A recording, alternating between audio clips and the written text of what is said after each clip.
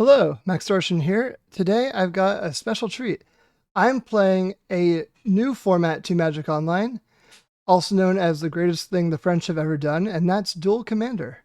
So I'm not much of a Commander player, and to be completely honest, it's because I don't love Magic with more than a single opponent. I'm not great at the politics aspect of it, and it doesn't really interest me as a skill set for me to develop. I much prefer to sit down against a single opponent and try my best to win. Now, that said, I do like 100 card singleton decks. So, this thing is a real treat for me. I'm going to play against Eternal Format Master Andreas Peterson, Ecobaronen, who is going to also be recording his side of this. I'll drop his video link in the description below. And I'm going to play 3 matches against him. I'm going to play a Leovold deck, a Phelia deck, and a Tamiyo deck that I've cooked up. So before we get too deep into this, to answer the question of, hey Max, why aren't you playing X card? The answer is probably I didn't think of it. My card knowledge is really actually not all that great, and so if you see something in one of these decks that you think is like a perfect fit, or a card that you think is not a great fit, please drop it in the comments. I'm really curious to see what you think. Anyway, Andreas and I, we have a lot of legacy history, a lot of vintage history, and really not so much dual commander history, either one of us. But given our 1v1 competitive prowess, we're excited to face off against each other. So here's how we're going to do this. I've brought 3 decks, he's brought 3 decks, and this video is going to go with a single deck tech, followed by the match with that deck, and then the next one, deck tech, then the match, and then the third deck tech, and then the third match. So the order that I'm playing these decks is Leovold first, and then Phelia, and then Tamiyo. So, Leovold deck tech, here we go. We've got a bunch of lands that are in the bug/Sultai colors. A couple utility lands like Gyroot Sanitarium is kind of cute with Leovold. You can make your opponents, draw a card when they can't, and stuff like that. But like mostly it's just like Sultai lands with some utility. And then outside of that, I have a lot of kind of reanimation adjacent cards. Entomb is banned in this format, so we can't go as hard on the like Entomb reanimate stuff, but we do have like reanimate, animate dead. I have recurring nightmare, the MH3 nerfed-ish version of it that only costs 2, Catonian nightmare, as well as just other good cards. I have like Harvester of Misery. I have a Null Drifter that I could evoke into my yard. I have Grief in here, Troll, Generosent. Then I've got a bunch of counter spells like Force of Will, Misdirection, Daze, Mana Leak. I don't have actual counterspell in here because I think double blue is going to be hard to hit. Oh, I do have Force Negation. But anyway, that's kind of where this deck is at. It's pretty much a bug mid-range value deck with a reanimation package. I will say that the full deck list is in the Moxfield link in the description, so if you want to really look at that in detail or have that open while you watch, please feel free to click and follow along. See you for the Leovold match. Okay, here we are for round 1. We are obviously playing against Andreas Ecobaronen. He's playing an Aragorn King of Gondor Monarch deck. So when this guy enters, he becomes a Monarch. 4/4 Vigilance Lifelink. When it attacks, up to 1 target creature can't block this turn. And then if he's the Monarch, creatures can't block this turn. So this is like a really powerful, aggressive deck. Now, this hand that I have is a keep. It's got a generous Ent to get blue, so I can get a tropical island with this. And other than that, it will still be missing black, but hopefully I'll be able to like brainstorm or draw clues until I can get this Goyf down. Esper Sentinel is a little annoying, but not a huge deal just yet. Green Suns. Now, does that change how I sequence this? Because I could just go Lair of the Hydra, Green Sun for 0, get a Dryad Arbor, but I think that would obviously let Andreas draw a card because I'd be casting a non-creature spell into Esper Sentinel, so I'm just going to play a Lair, pass the turn, and end step I'll cycle Generous Ent.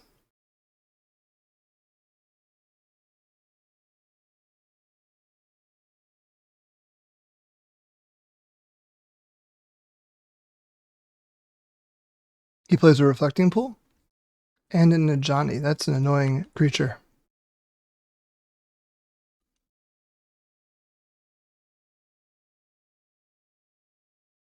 Now he's going to send with his Esper Sentinel, and I'm going to cycle the Generous Ent.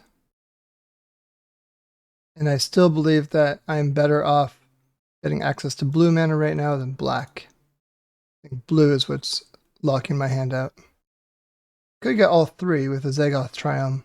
Be tapped out for a turn. I don't think my left total can stand that. I think I need this Tamiyo to start blocking things. So that would mean Tropical Island.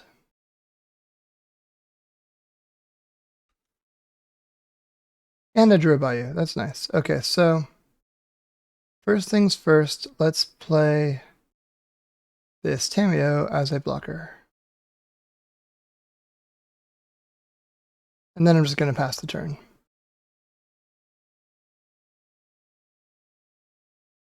Oh, mental misstep on this Tamiyo. Okay. Well, that's a little bit rough. But at least my Nethergoyf and Brainstorm are going to be mental misstep proof. Now next turn I could put down this Leovold and use it as a blocker. I'll have all 3 colors of mana. Could really use like a Toxic Deluge right now. Ooh. That's what I could use. Okay, so I'm going to play this Leovold. I'm going to try to basically cheese a win here by just playing the Leovold, and the next turn I'm going to try to Days Undoing.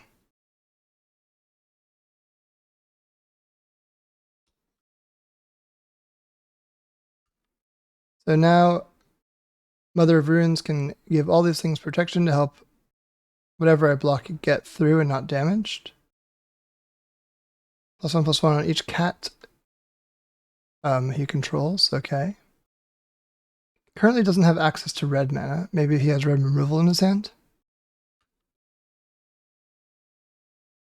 I'm going to push with these 3 creatures. Okay. So I will block.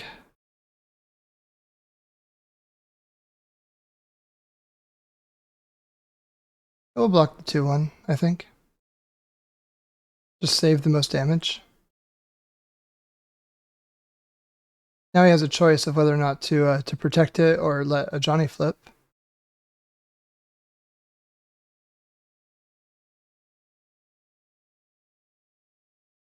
There's a chance that he has that deals 3 damage to like target attacking or blocking creature or something like that. But you know, it's only a 1-of. But you know, that's kind of the point of this whole format, is you can play things like that. Okay, so yeah, he lets that happen. And now he flips the Ajani, and 0 creates a cat. It's not control a red permanent other than Ajani, though.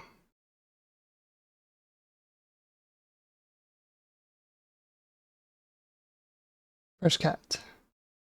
Cat's out of the bag. Okay, Preordain.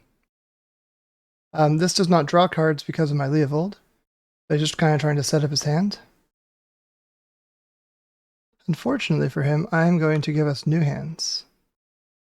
Yeah, I'm going to play a Gryreach Sanitarium. Going to play a Nethergoyf. Nethergoyf has been scolded sternly. I don't think I'm all that concerned about that. I think that I would much rather just Days Undoing. I get a new hand. Let's Mind Twist him. He draws a card. That's okay, because it's going away.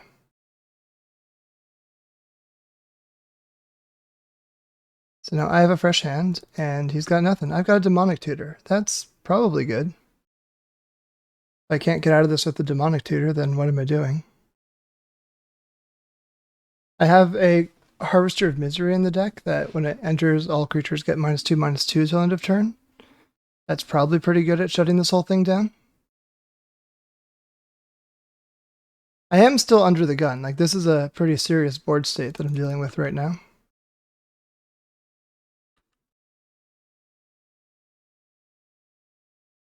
But I can, this gives protection to creatures, so I could, still blow up the Ajani. Also now I have Green Sun. I could Green Sun for, let's check the deck. Green Sun for Endurance, Grist, Scavenging Ooze, White of the Reliquary, Undermountain Adventurer. I'm still way too behind on the board to be able to do something like that. I think that this turn I am going to do... I'm going to want to do 2 black spells. So I'm going to do...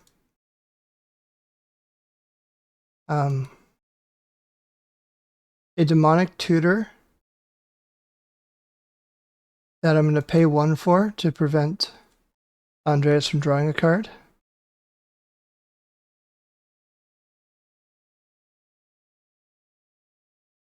And then I can get, so I'm going to get the 5-drop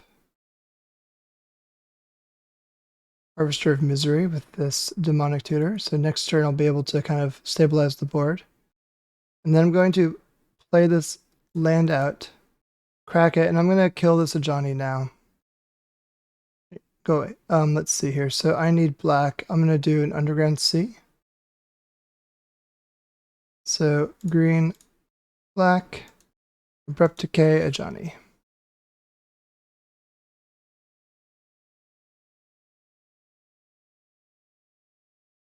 Hopefully this was the right order to do things, and it looks like it was okay.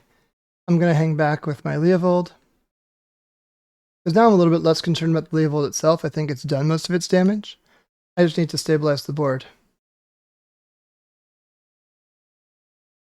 So let's see if I can do that. Creatures are coming in. I will block a 2/1.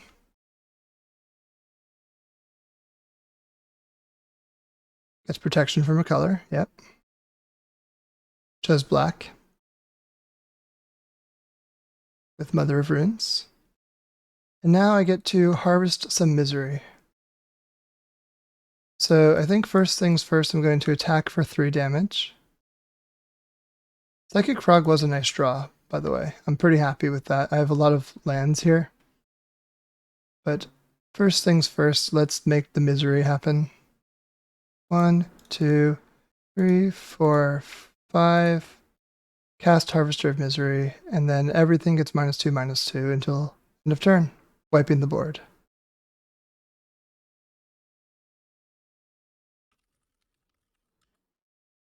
Yeah, Demonic Tutored for the Harvester there.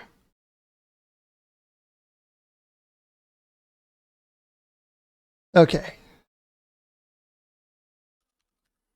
So there is no sideboarding, so we submit.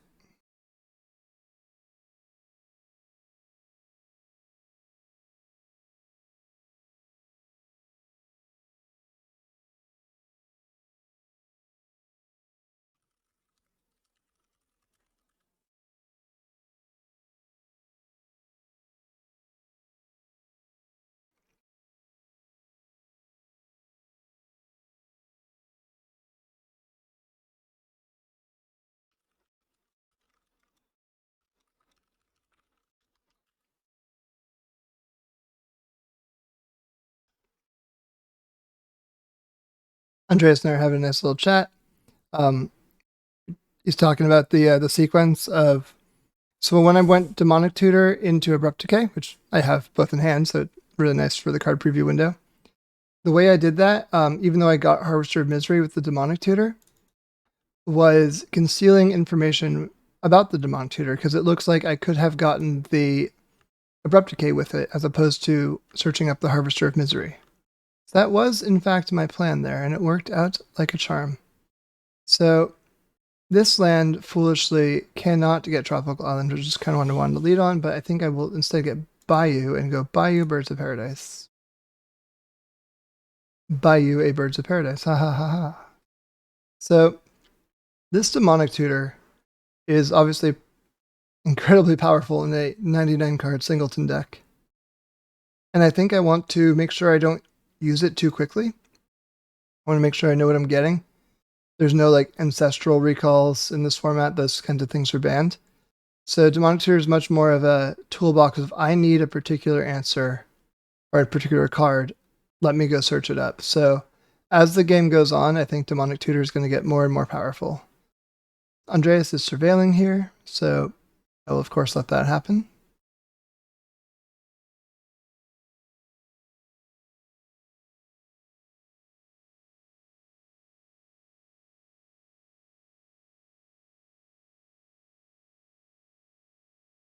Surveilled to the top. Passing the turn. So on turn 2, I'll either have Leovold or Opposition Agent available. Or technically I'll have Generous Ent plus Abrupt Decay available as well. Halfling is kind of nice, but I think I can wait a turn on Halfling. Because if I don't get a good opportunity to do anything with this Oppo Agent on this turn, then I can cycle Generous Ent and take advantage of things that way. So leaving 3 mana up and not playing Leovold is a bit of a tell that I have something going on. This is not a fetch land. Okay, Oust, huh? So I will cycle now and get a Trop.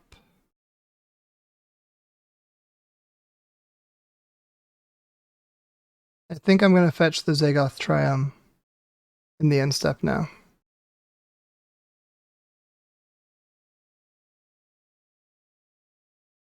I don't need that bird. I just need stable mana. Snapcaster Mage will be good. I am wondering if I'm leaning too hard on holding up this Opposition Agent.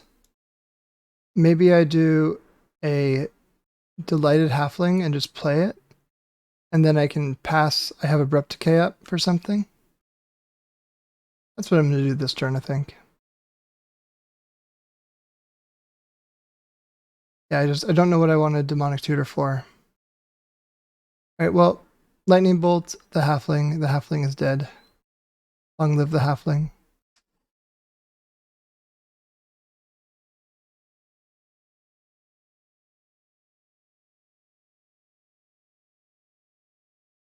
Okay, Andreas' main phase. What's he doing? 4th land. I hope it's not a fetch land because this is the turn that the Opposition Agent is down. I do slightly regret the sequencing of just kind of holding up Oppo Agent, although Oust or Lightning Bolt would have cleanly answered Leovold. That would have been a bummer. Reckless Stormseeker. At beginning of combat, it gets things. So I'm going to, on main phase, Abrupt Decay this. I guess no, it just gets haste. That's not a big deal. Yeah, let's decay it. Not a big deal to worry about haste here. Okay. Now what do I want to do? Is now I think it might be Leovold in time, now that I have a Force of Will. So green, black, blue. Oops. Green, black, blue, Leovold. It's gonna get Mana Tithe. It is. This is rough, but force pitching Snapcaster Mage.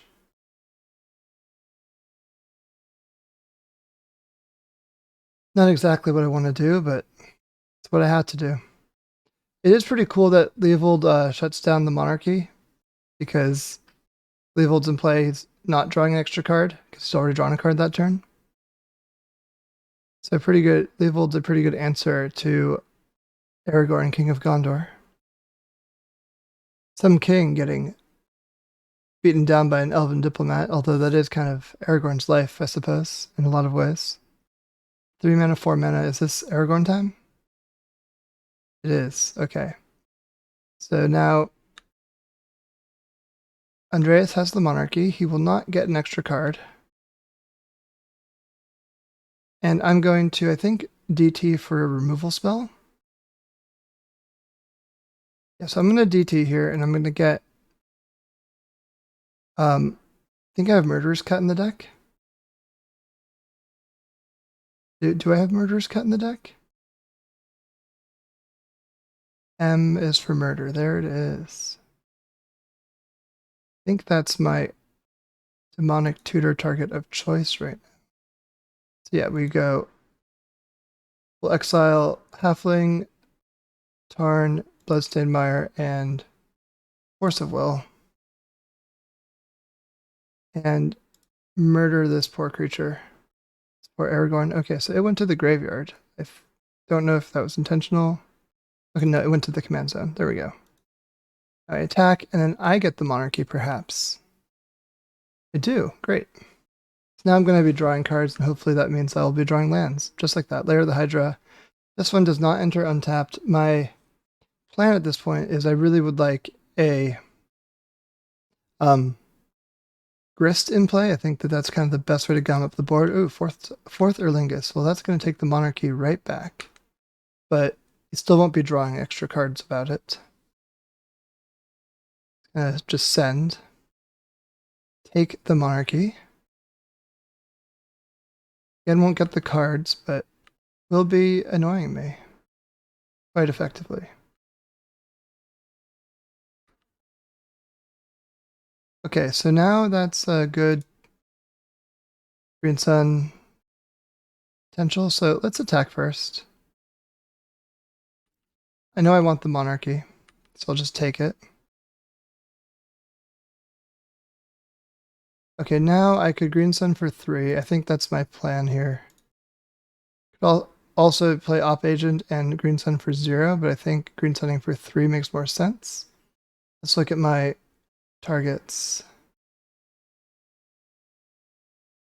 I could also get a Surveillance, or no, I don't want to Surveil first, but I could Green Sun for 2 to get like the White of the Reliquary or something like that, Scavenging Ooze. I think Green Sun for 3 is the play here.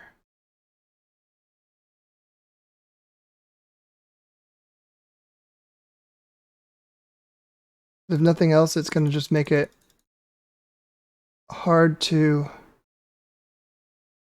I guess Grist does just die.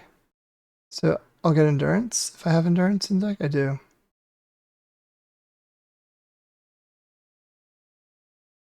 Yeah, I'm going to Endurance. And I'm actually going to target Ecobaronen just in case there's like a Snapcaster or something in the deck, which I wouldn't be surprised if there was. Now this way I can prevent those things from being snapped back.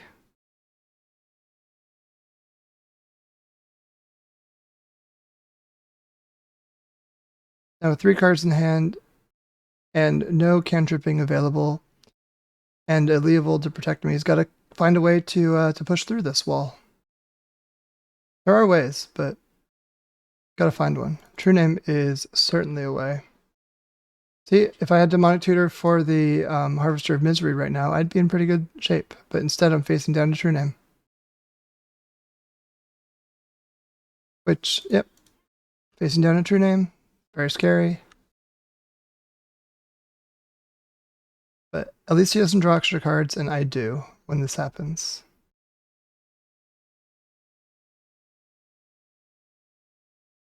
Preordain is just to set up the top of the library, because even though it doesn't draw a card right now, if it's not used, it's still worse than it getting used. He put 1 card on top, 1 card on bottom, so his next card is decent. I'll put this now down here since my hand's a little bit more modest. There's no point for me to attack right now because True Name can cleanly block. And so I think instead what I want to do is play out Cactus Preserve. because it becomes a nice big 3/3 creature whenever I want it to be. Then I can play a Skull Clamp, not use it. And I can flash in an op agent, the agent of opposition, if I would like to do so. That's going to be my line here. Because there's no point attacking into this true name since it would just eat Leovold. Okay, I'm going to bring this back up just so I can see the Skull Clamp. Card preview window. What you doing? Okay, yep. It attacks up to one target creature can't block this turn. Yep. And if he's the Monarch, then no creatures can block this turn. Oh, when it attacks. Okay, so it's not hasty just yet.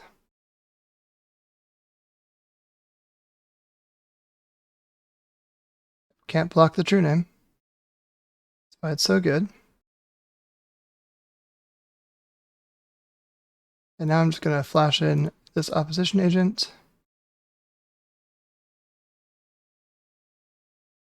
And what can I do? So this is a 3/3. I think that my best line is to animate opposition agent, or sorry, Skull Clamp opposition agent, and attack in, and see if I can get through. I do get through. Okay, he does not block, which means I do become the Monarch, which is nice. I will play a tapped Lair of the Hydra. And what happens is on my end step right now, I'll need to draw a removal spell for this Aragorn. That is not a removal spell for that Aragorn. So this is going to be a lethal attack, assuming he does it, which I'm sure he will. Because I will not be able to block at all. Yep. Okay, so game 3. This Aragorn card's pretty good, huh? Okay. No sideboarding, so running it back.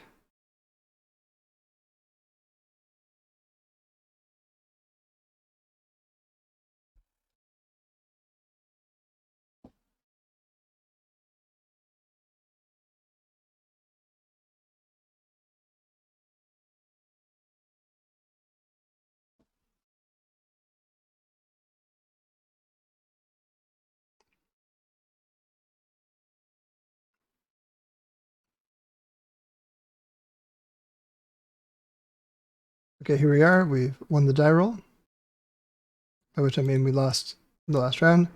Demonic Tutor. Yep, this is an easy keep. No mana dork, but that's okay. I think I'm going to lead on the Triumph. And then I can, I might just on turn 2 DT and then play my Grist on turn 3. It might look like I DT'd 4 Grist.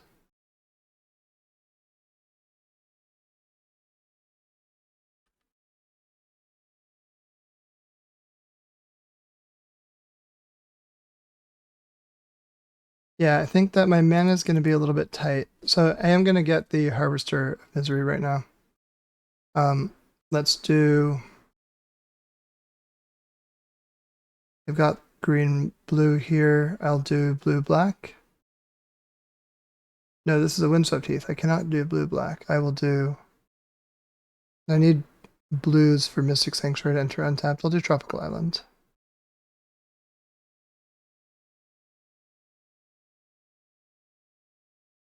So Harvester of Misery right now, I believe.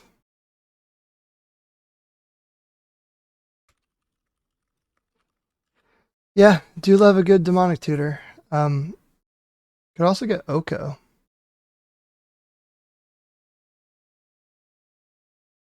I like that. I think I'm going to get Oko here. So I have 2 ultra powerful planeswalkers to leverage.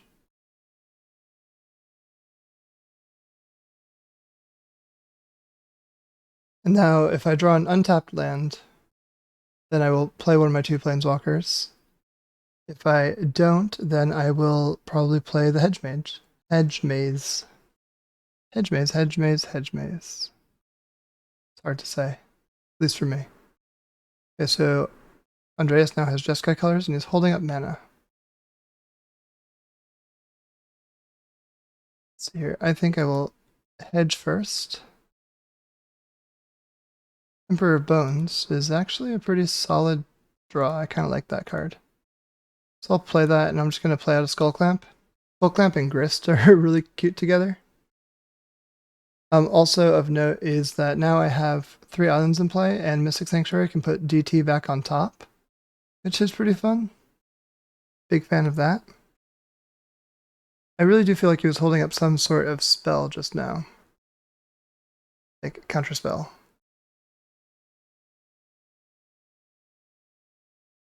But we'll see.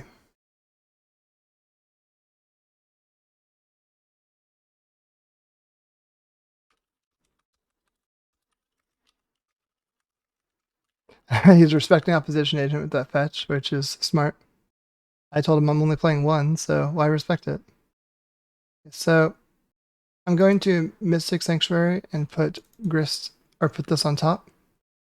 Might have been slightly out of order sequencing because I cannot plus Grist if it lands, so maybe I play Oko first. Maybe Grist is even better than Oko.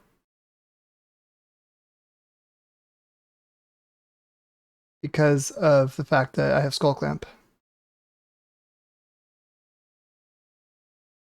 This is not resolving. There's no way. Oh, at least it just got bounced back to my hand. That's nice. Okay, so Oko is now known info, and I have a Demonic Tutor on top of my library. So next turn, I will be able to Emperor plus DT, or try to play one of my Planeswalkers, or play Leovold. But this is entering tapped, so I only have 4 mana available to me next turn, since I know my draw step.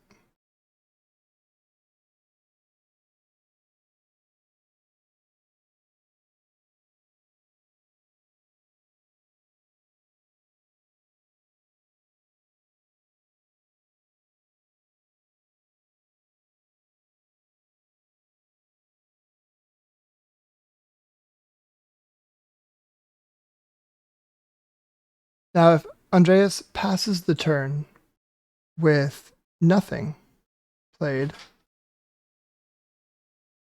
Okay, Andreas played a Tundra and is playing a Seasoned Pyromancer. So 2 cards discarded, 2 cards drawn, 2 elementals created.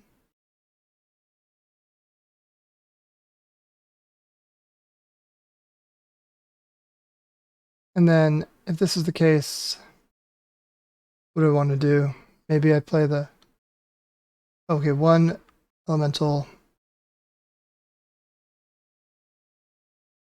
I think I'm going to play the Bone Man and DT again.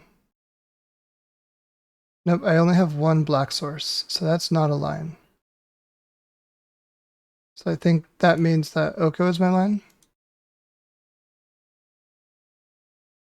And Oko because it's the known quantity. +2 make a food.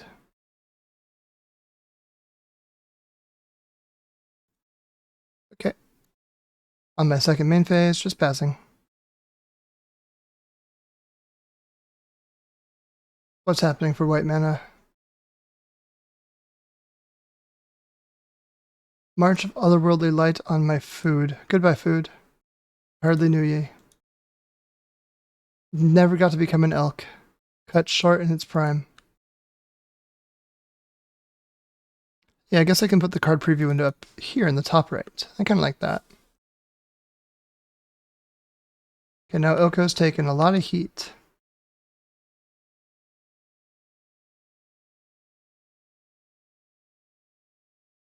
By which I mean 3 damage. Okay, so Sink into Stupor is a solid kind of counter-ish, or some sort of counter spell is kind of what I'm trying to say.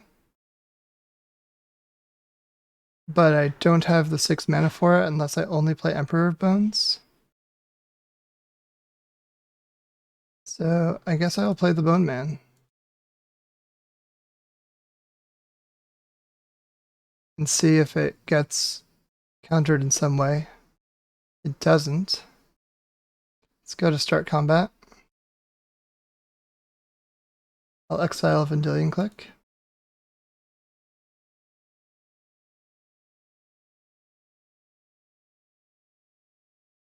And I'm going to play the land tapped, and I'm going to equip. Do I equip the Bone Man? I think I do. Bone Man is equipped.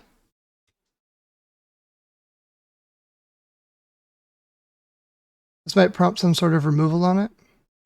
Did not, so it's probably white removal. So that means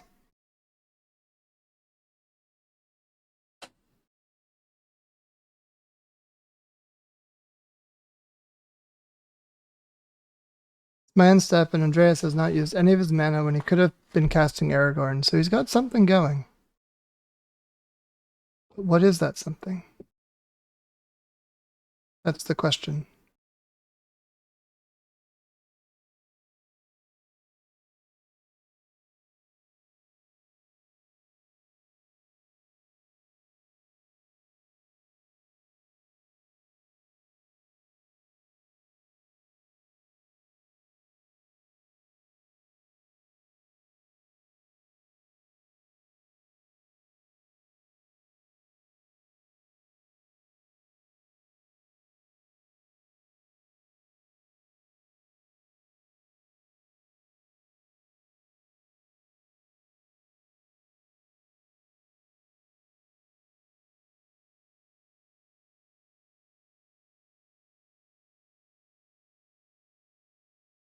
Okay, tap in mana. What are we doing? Petty Theft on the Bone Man himself. Okay. That does work. But yeah, there's a lot of potential targets for the Petty Theft, so that makes sense as to why he was thinking about what to do for so long.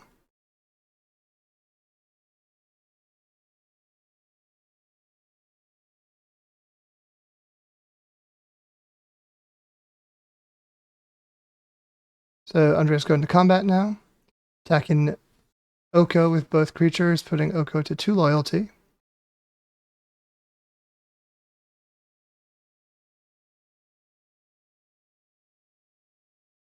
Trying to figure out how I'm going to try to sequence my cards next turn to try to stay alive. I do have a Demonic Tutor, so if I lose a Demonic Tutor in hand, then I'm not playing optimally. Okay, I think we're going to start by elking this food.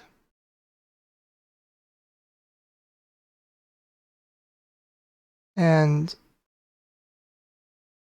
maybe playing a Psychic Frog.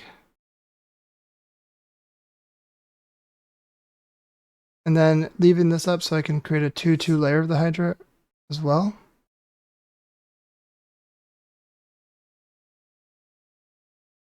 Yeah, because now I can survive Brazen Borrower. Yeah, this is my plan. I'm going to hold back like this.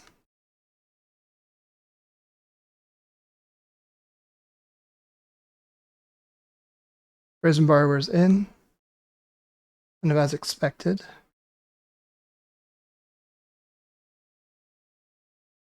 Now, it might just kill Oko straight up, which would be a little bit sad, but I think I'll have to deal. I don't want to discard too many cards to it, because if I discard if I discard 2 cards, it would be Murktide and Emperor of Bones. Maybe that's okay to get the removal spell. Discard Murktide Regent.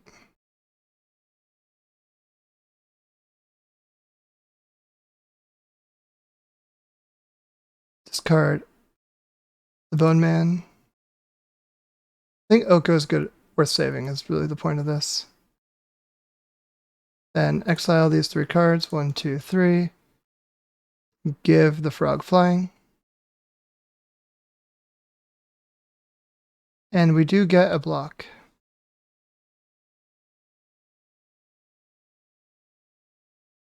Cool.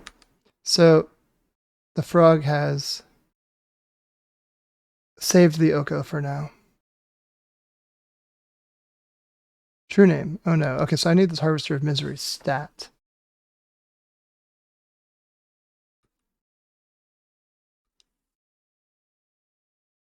Okay, so let's see what order I do this. So I do Demonic Tutor, and I'll get Harvester of Misery with this. Harvester of Misery, where are you? H. So now I do Mortuary, Surveil. Preordain, yeah, seems pretty good actually. Do you think I want Preordain? And then I'll +2 with the Oko? Yeah.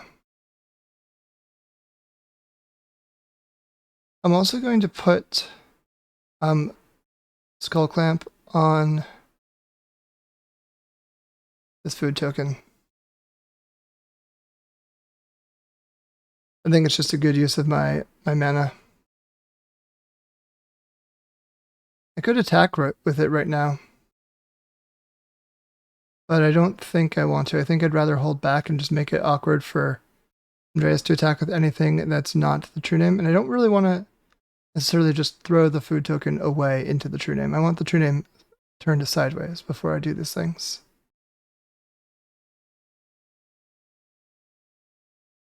And then next turn, I think I'm going to Harvester first before I use my other stuff, because I don't know what order of sequencing I'm going to want. Like, I don't know if Harvester resolves versus Harvester not resolving. I'm in a very different spot. And yeah, I cannot block this true name, obviously. So whether I keep cards with Preordain or don't depends upon whether or not I have this Harvester of Misery. So black, black, blue, blue, green. Harvester. Let's see if this works. I don't think it will. My hopes are low. Especially since mana is being spent in a countering nature. 1, 2, 3. What you doing? 4. Lose focus, replicating it. Bunch of times. This focus is so lost. It is super, super gone. Okay. Now we preordain. Force of Negation. Takenuma. Takenuma can get me the Harvester back, so that seems pretty good.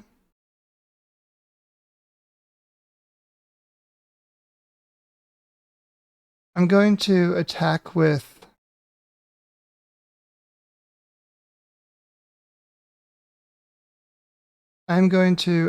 the frog and trade with an elemental, I believe. And then I'm going to +1 Oko on this food and let Oko go down.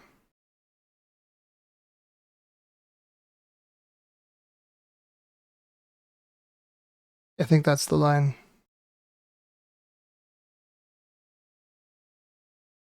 Yeah, okay. So Takenuma will be able to get me this Harvester back, and it will cost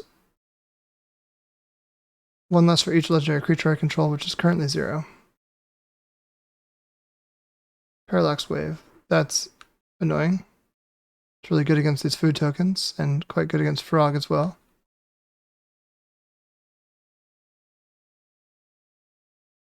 That's tough for me to handle. But Oak goes down and I'm taking 2.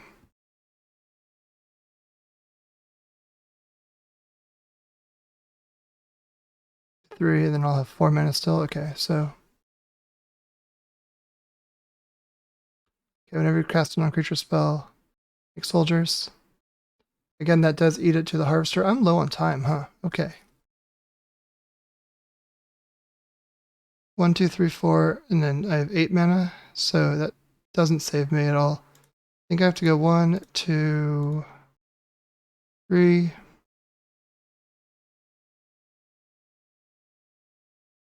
I play a Grist. And I +1 the Grist. I'm going to make him use a fading counter to remove this insect token. Otherwise, I draw 2 cards. Yep.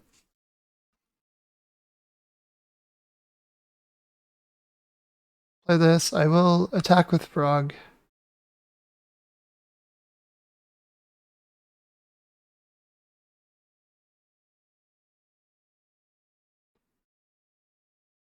Yep, we're getting blocked. That's okay. Not too concerned about that. Just going to pass the turn. At end step, I'm going to use this Takenuma. I also don't want this Parallax Wave to be able to save True Name or whatever, because otherwise it would be able to do that. So I need to wait till the Parallax Wave is spent before I actually use this Harvester of Misery. That's rough for me, okay. Well, the frog is gone until the monarchy is regained. Jitte, huh? Okay. Very legit. Okay.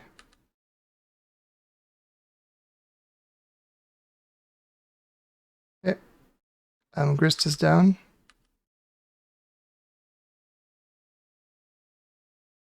And I don't want a timeout.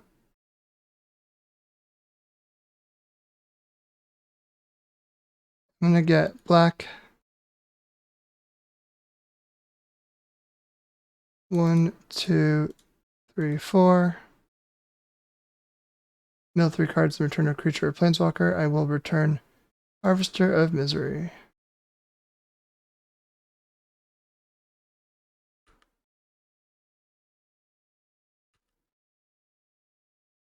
So 1, 2, 3, 4, 5. I'm going to cast it.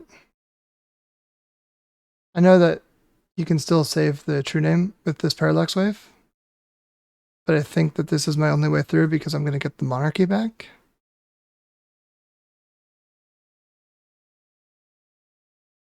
Because I'm going to, once this clears, I'm going to activate Lair of the Hydra to attack.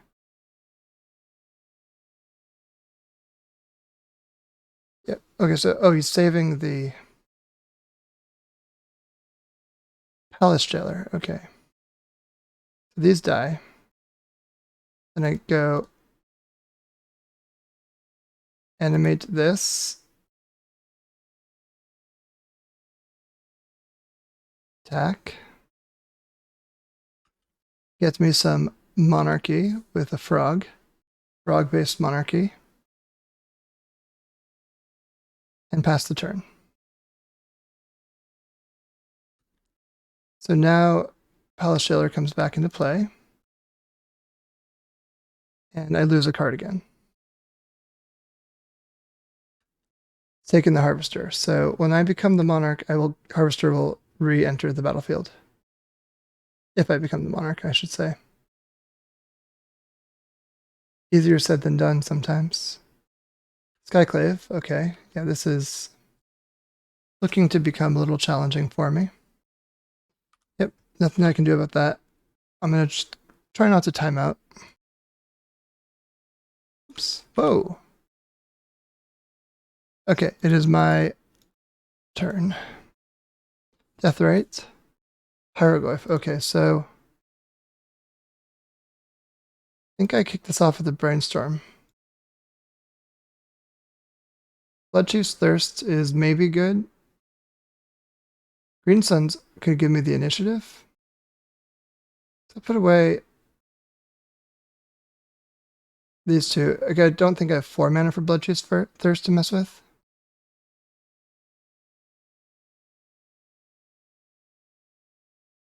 Let's say I do this, and I go Command Tower, 1, 2, 3, 4,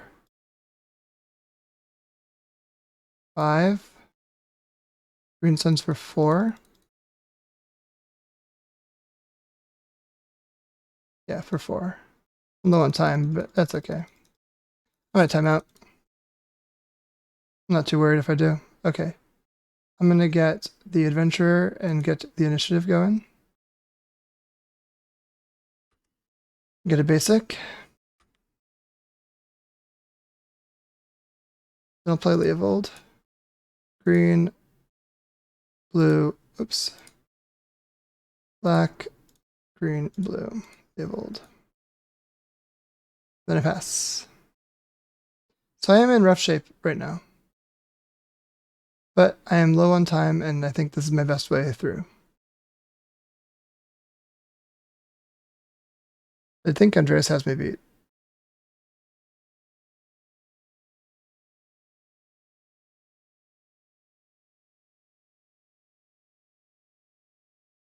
Yeah, Jita is going to just close it out.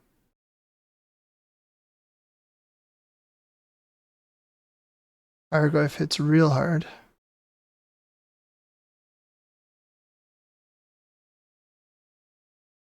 And so yeah, I'm going to block like this and take 6. I do lose the initiative right now to do this, but I think that's worthwhile. Something tricky is happening to me. Wandering Emperor. Okay, oh, giving this first strike. So it will get counters first, and then this will pump to lethal.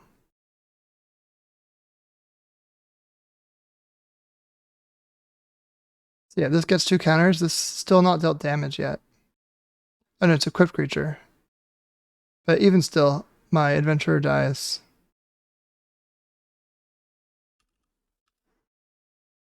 I cannot win this game.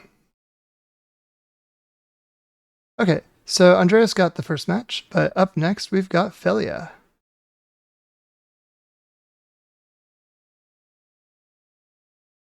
Okay, and here is the Phelia deck. So this little puppy is really good at blinking things. So the plan with this deck is to essentially benefit from flickering cards. So you'll see that we have a bunch of cards that benefit from just getting blunk. We have 21 snow-covered plains. They're snow-covered, so we can do things like play one Arkham's Astrolabe, which obviously does benefit from getting flickered. Little things like that. We've got, you know, a lot of good white removal. We've got a few ways to protect creatures, like Benevolent Bodyguard, Giver of Runes, Mother of Runes. We've got some solid value 2-drops, Charming Prince. Containment Priest is pretty cool with Phelia because if you blink your opponent's stuff, when it comes back, it does not come back.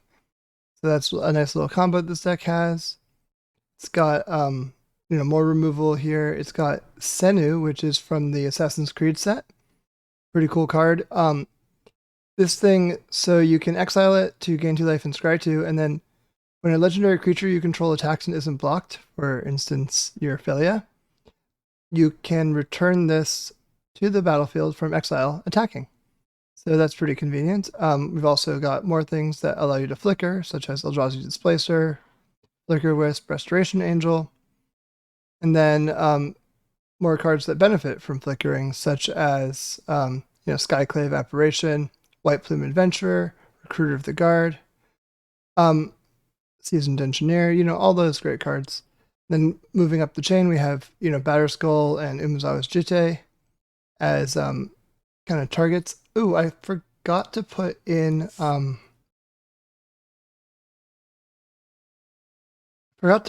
Lava Spur Boots. I need a Lava Spur Boots in this deck, but now it's 100 cards.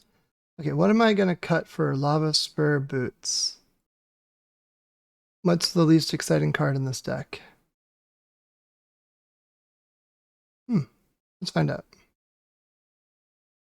I think I'm actually going to cut Ether Vial for it, as weird as that sounds, because it's very... Ether Vial's good in your opening hand, and that's about it.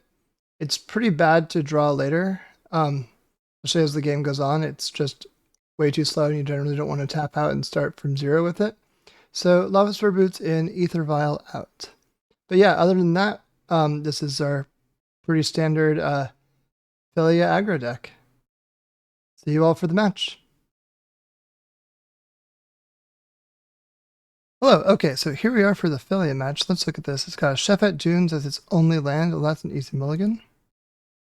This one has a Guide of Souls and a Stoneforge Mystic and a Ganjo Castle. This is great. Opponent is on, or Andreas is on Marath, Will of the Wild. We'll go into that card in just a minute. You can read it up here. We'll keep this hand, and I think we'll get rid of one of my planes. So basic planes, Guide of Souls. And then I think that my plan, kind of in the abstract, is turn 2 Phelia, and then I'm going to try to flicker this turn 3 Stoneforge and flicker Stoneforge just to get kind of insane value going.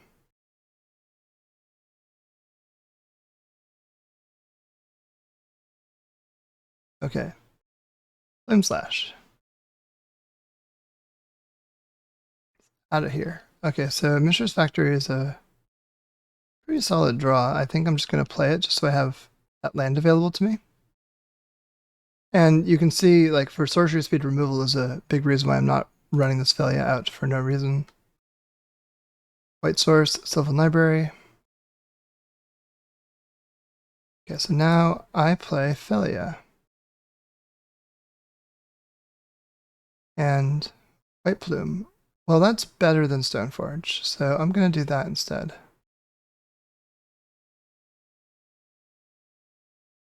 Because in the initiative is broken. Get the 8 planes. Attack. Then I'll flicker the White Plume. And then it comes back in. I go to the Forge, I believe. I'm just going to try to beat down, I think, on pressure this Sylvan Library. And a 5/5 is pretty tough for Andreas to remove if he's got damage-based removal. I mean, he has white removal too, I'm sure. This is a pretty good situation to be in.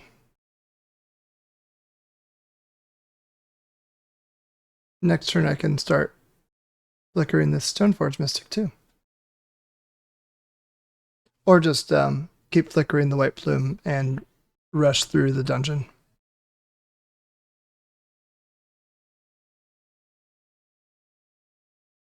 Andreas took 4. Oust. I think I move it to the command zone. Oh, it does. Okay. I guess commanders can't go in libraries. Right. I know that rule. Heard that somewhere. 2 mana. Voice of Resurgence. When it dies, it gets stuff. Okay, so the plow will not be a problem. Let's do that. Let's draw. Okay, so I'm going to plow the voice. Going to Stoneforge Mystic up a Batterskull, I believe. Or a Lava Spur Boots this turn. I'm going to do Batterskull this turn. I can do Lava Spur Boots next turn.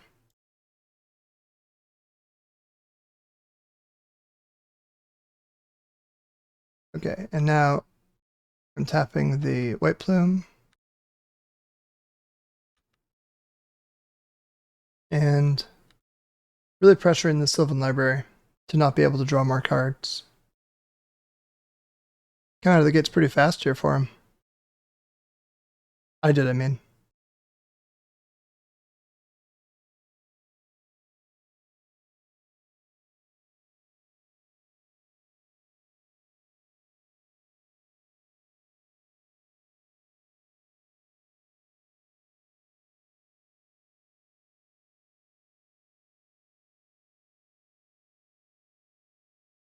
Okay, Questing Beast.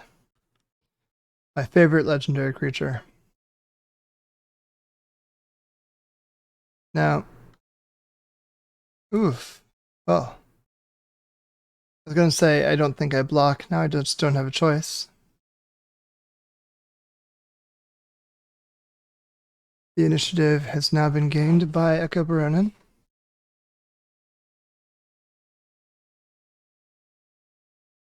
And Talon Gates. Wow. Okay, so that's a good draw for me. Because I can...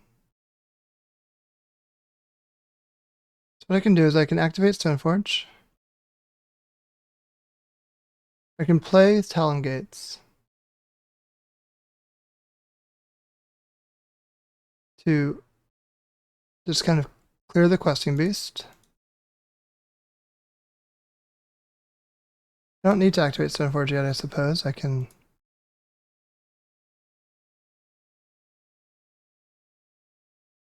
activate. I can attack the factory.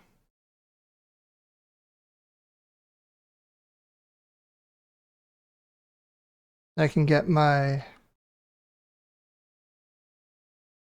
next land. Okay. More lands. Not opposed to that.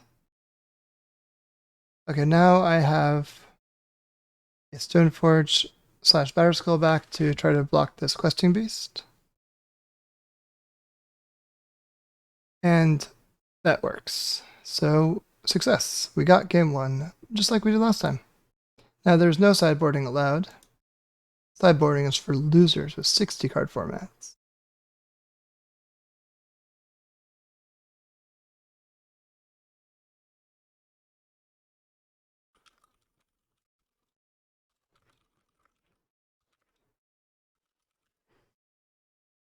Okay, so I get to do some Arkham's Astrolabe flickering this with this hand.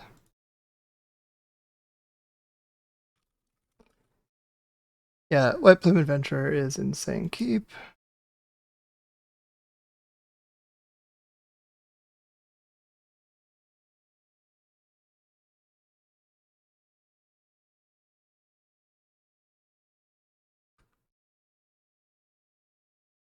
Andreas is fetching with the Misty Rainforest.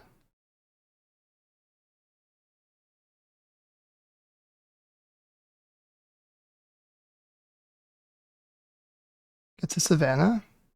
Elvish Mystic. Okay. Council of Judgment might be good at some point. But right now, this is just the best thing to flicker because it draws cards. And that makes me happy. Andreas has 3 mana available for him on this turn 2. Maybe it's a Marath.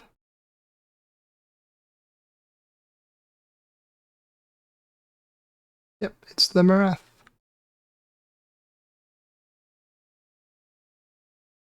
I will play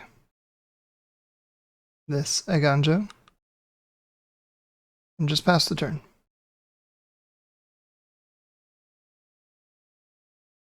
So you can remove counters and deal damage or make elementals.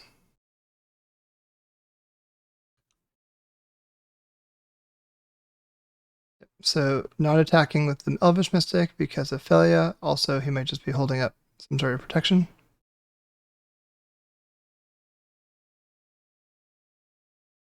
I will cast it.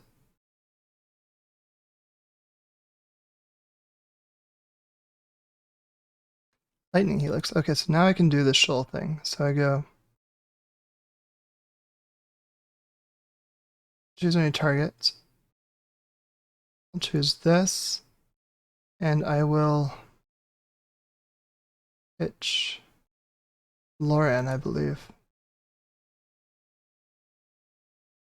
Okay, so this is not ideal for me, I suppose, but he can basically deal 2 instances of, or deal 2 damage to my Phelia with his Marath. That kills my Phelia anyway. Okay, Yeah, I'll put it in the command zone. Okay, at least Lightning Helix is fizzled. Parallax Wave is kind of cool.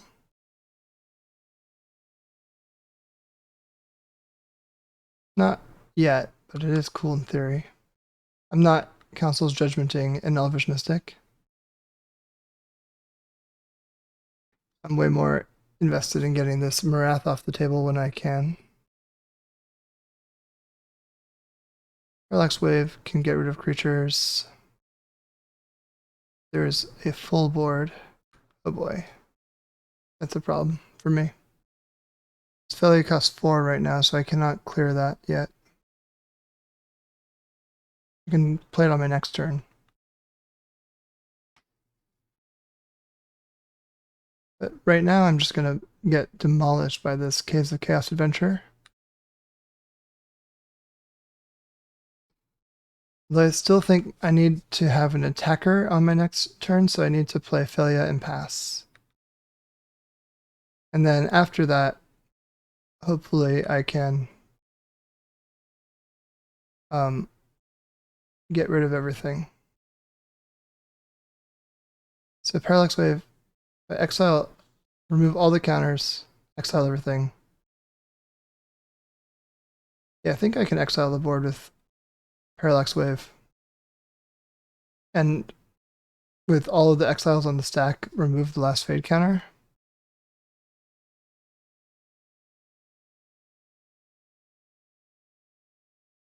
It leaves the battlefield.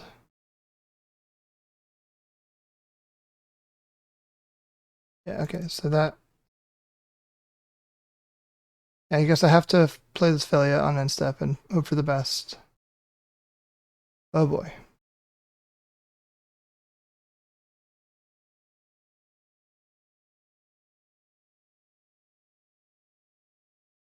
Yeah, I don't think this works quite the way I want it to.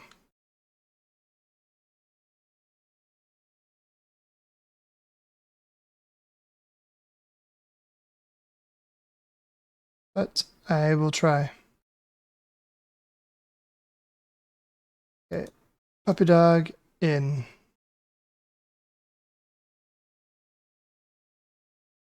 Puppy dog is getting removed, perhaps? No, I untap with puppy dog. Love to see it. I'm gonna play out a plains. I don't think I need either of these utility lands right now. 1, 2, 3, 4. Parallax Wave.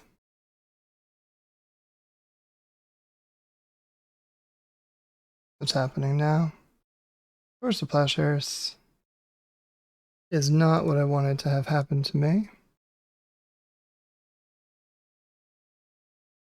I think I just concede this game. I'm getting totally bodied here. Okay, the initiative is great.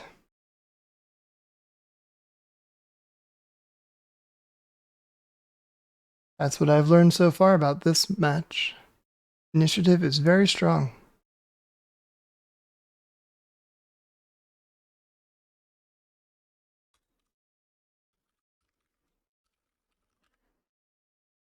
Okay, so this hand is a little bit slow, but I like how it builds. I'm going to keep it.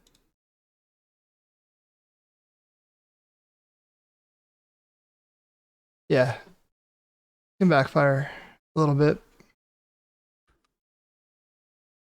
So yeah, turn 2 Phelia, turn 3 Recruiter, or like whatever. And then I can flicker it. I have another initiative creature. I have Cataclysm if things go awry. Vintorn Elves. Seems about right. Right on time. Giver of Runes. Where will your return go? Giving runes away? Probably. Okay. So what's happening now? Is it Marath? Willow the Wild? Might be. It's an Elvish Mystic. Okay.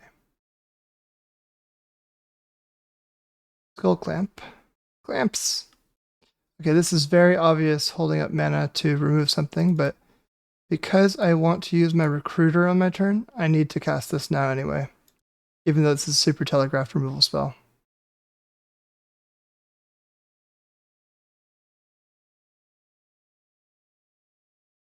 So turn 4, I can remove that. So Recruiter of the Guard. What are we getting?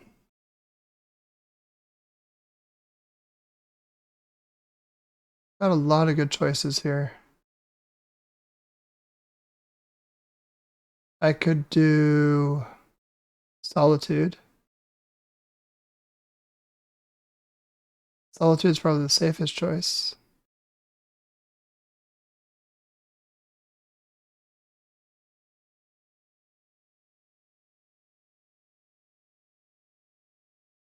Do I want to do Solitude?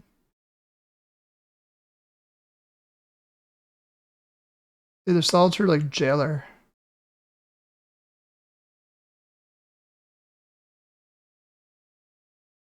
I think I want to do Solitude because my hand's kind of clunky.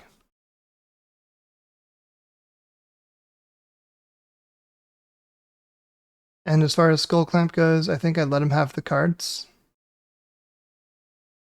at this point. I don't know for sure.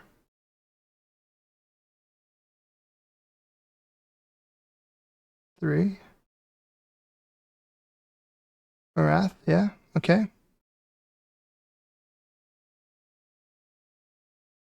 It's gonna be a clamp. Making a 1/1, huh? Okay. Now I think, uh-oh. Clamping the 1/1, huh? Yep, okay. So now on my turn, I think what I'm gonna do is I'm going to play this land in Cataclysm.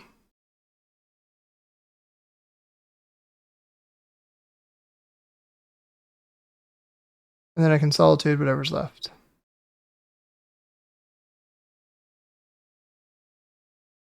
He's debating whether or not he wants to throw another thing under the, like, Skull Clamp and Elvish Mystic.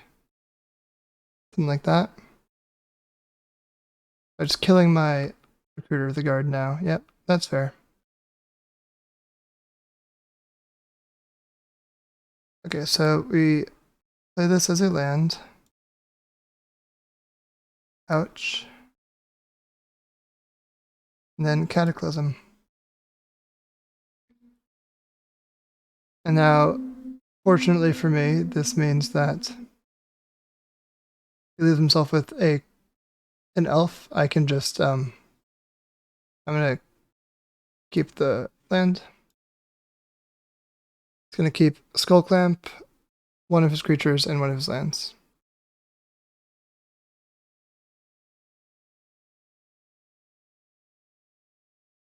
And I will probably do Solitude pitching Dungeoneer.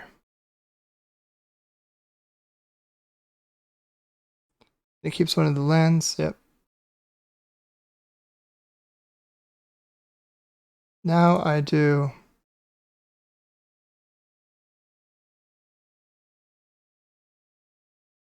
I think Dungeoneer is my pitch. Maybe Resto is my pitch. I'm gonna pitch Restoration Angel.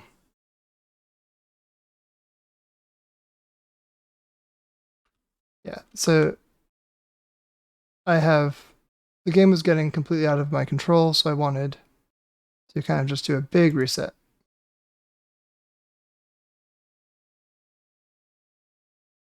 So if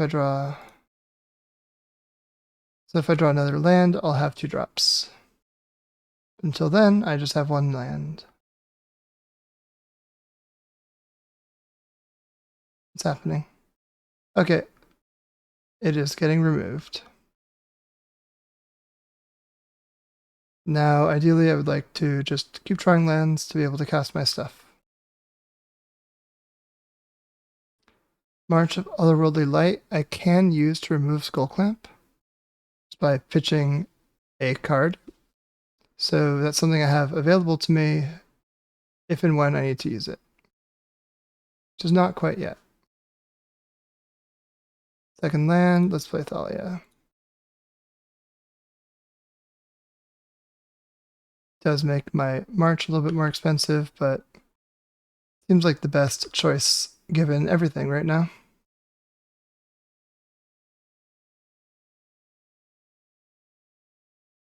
Andreas is thinking in his main phase. Third land. Broadside Bombardiers. Rough. Okay, so this can throw the Skull Clamp at my Thalia to kill it if he would like. He would not like to do that. Okay, so now I'm going to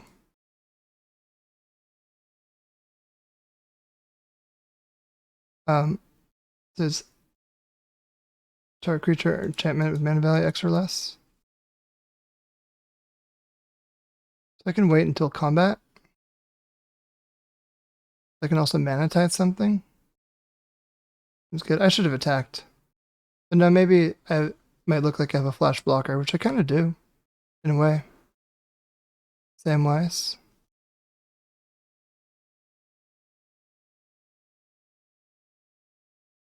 Yeah, I'm holding back the Thalia.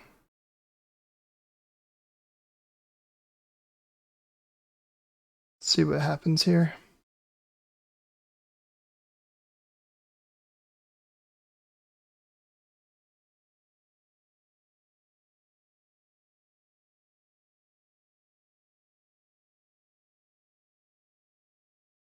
It's fetching now, so probably white.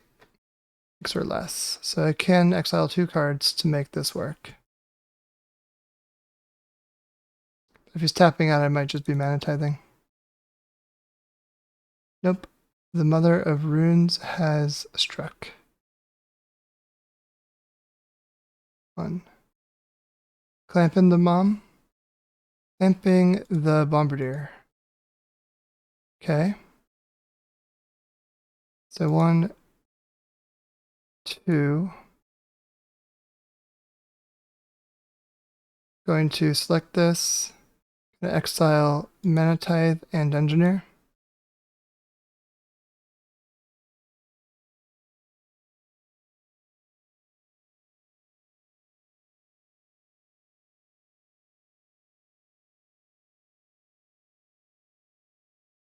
Done.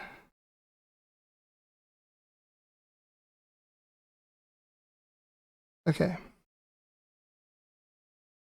Not ideal for me, but not the worst either.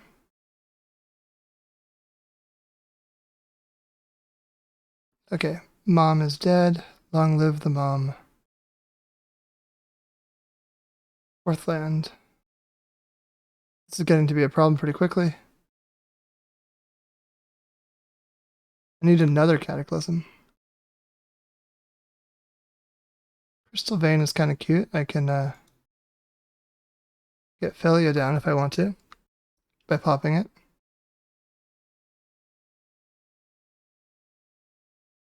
So, yeah, at least worth having around. Otherwise, if Thalia gets killed, I can Samwise it back.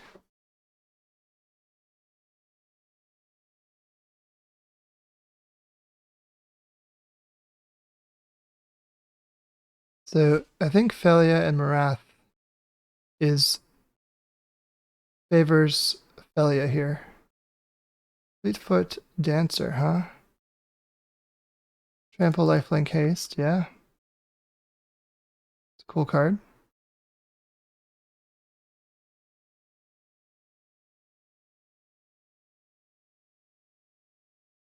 Not too much I can do about that one. Did it connect?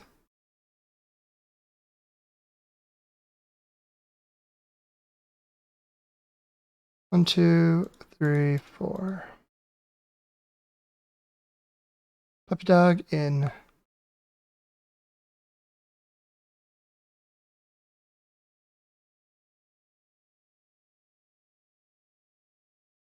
Okay, so now I'm going to attack with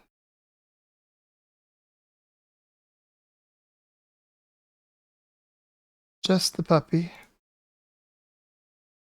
I'll flicker Thalia even though it doesn't matter. Just because it pumps the puppy.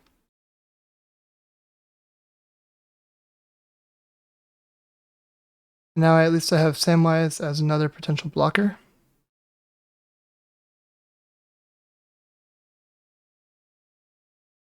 Even though that's not quite how that would work in my favor. Don't quite know what's happening here, and I don't like it. Ollie's getting killed. Marath is getting played. Parallax Wave, okay. Yep. There's very little I can do about that. Like, very little leaning on toward nothing. Not blocking the card I cannot answer. I cannot chump blocking with Thalia here. Doesn't do me any favors.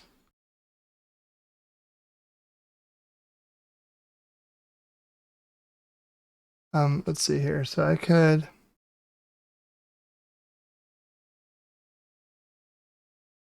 attack with Phelia.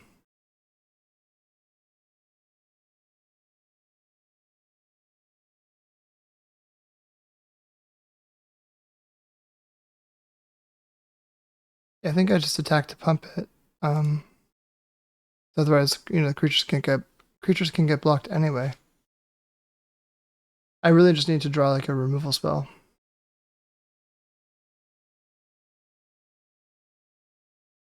Creatures can get parallax waves, is what I mean.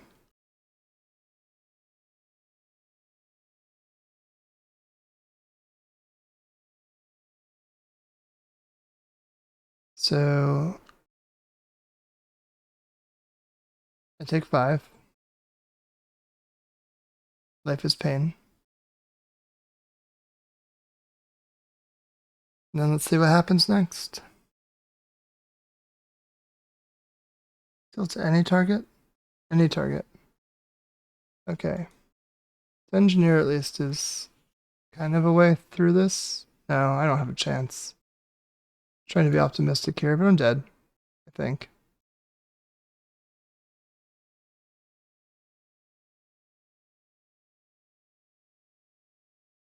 Okay. Mountain has been acquired. I'm going to play out the Samwise because there's really no reason not to.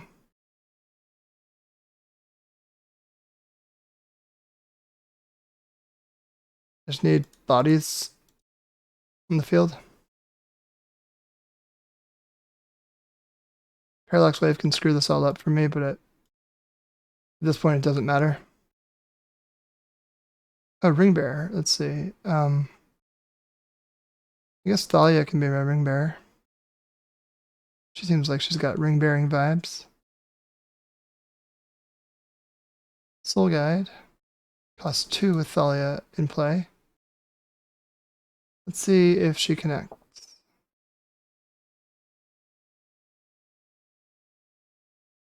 Okay. The puppy dog has been removed. Turn to the command zone? No.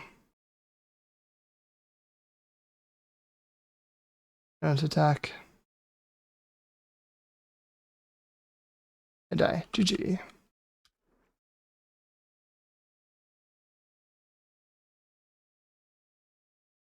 Yeah.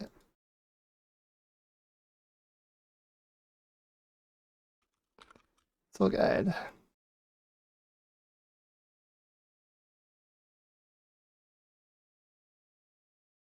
Yes, now I'm truly dead.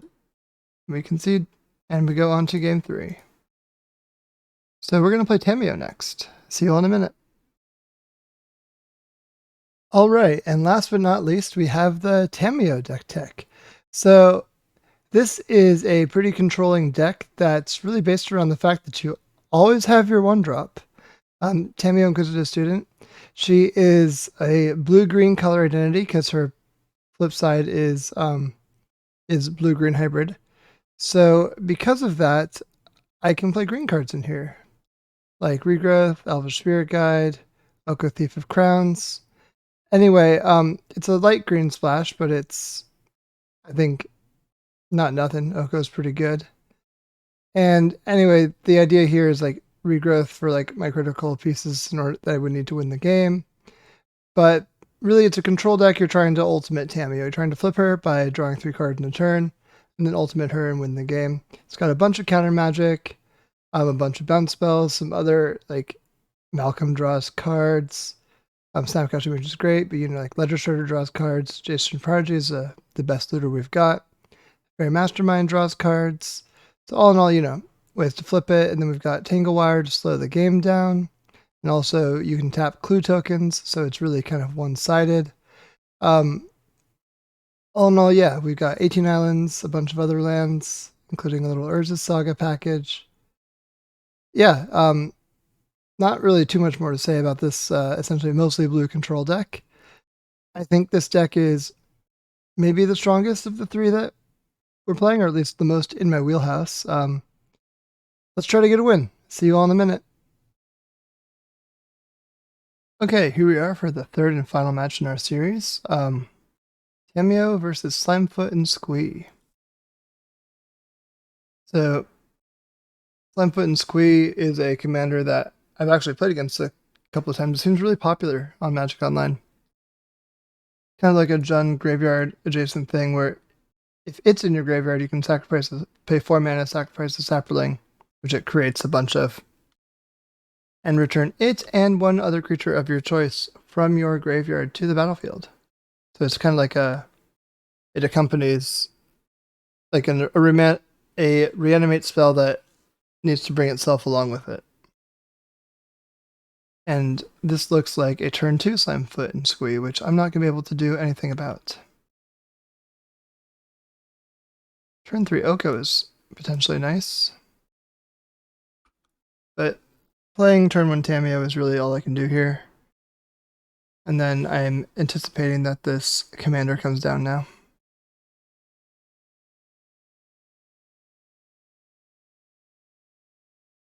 Arbor Elf is always so awkward. Okay, Lelia, the Blade Reforged. So getting beaten down instead. Fintorn Elves in exile. I'm not jump blocking. It does not make sense for me to do. Now I've got a Spell Snare, a Lose Focus, and a Brazen Bar. Okay. And I can, at the bare minimum, just crack a clue token. Seems pretty good.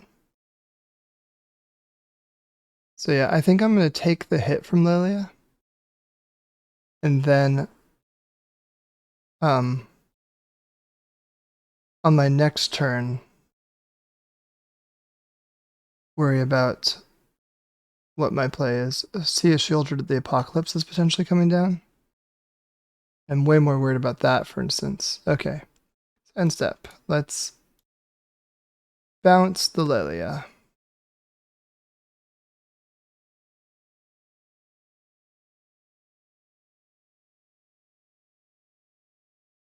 Two mana. Bowmaster, okay. Just don't want... Yeah, it's pretty annoying against my whole draw a card deck. Acknowledged.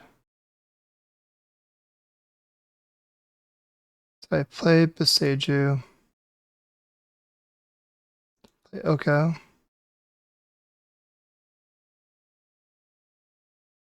I elk this clue. Attack with Tamiyo. And I'm just going to kind of try to keep elking clues until I have an overwhelming board presence here. Can also potentially gain control of this Bowmaster through Oko. So I do have ways around it. Oko's a good card.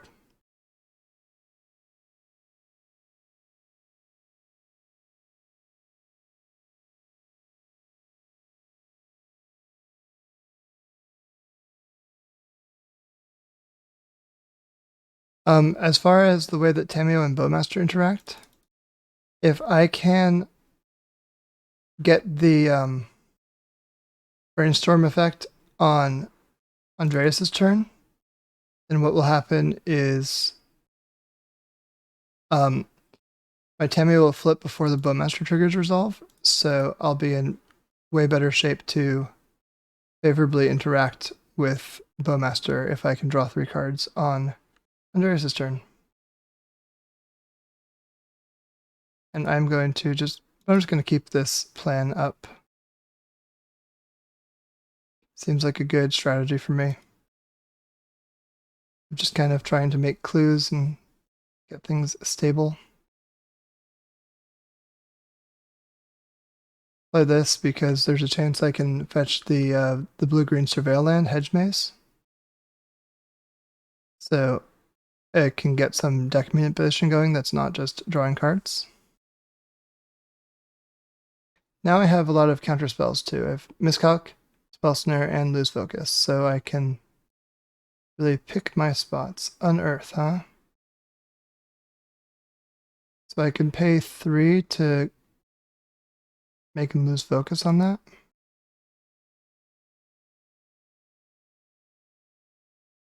Cast with Replicate, so I choose this. 1. I guess I replicate once, right? Yeah.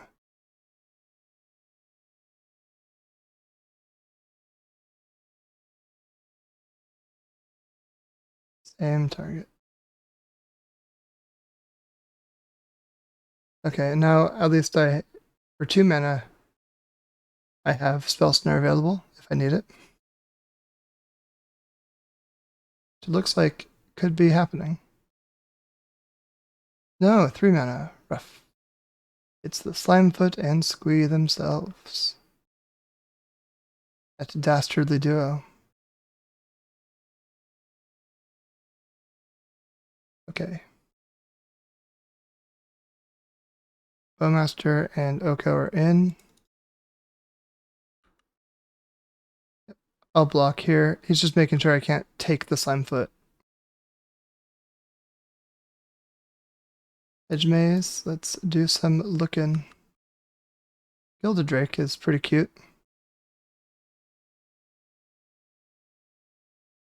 I think.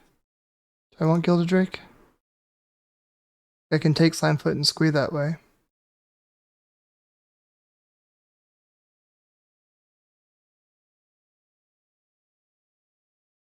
Or I can just elk it, but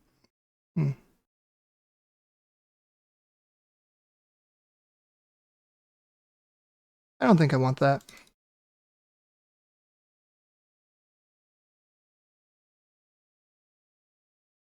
So this turn, I think I attack with Tamiyo.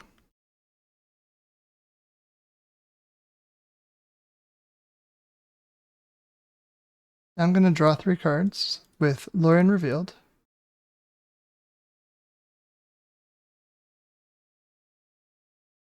Very nice. Tamiyo flips. I can +2 Tamiyo.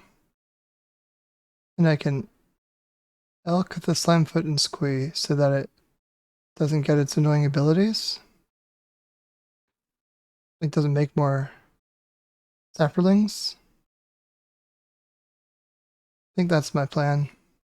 That's an elk now. Go to land, pass.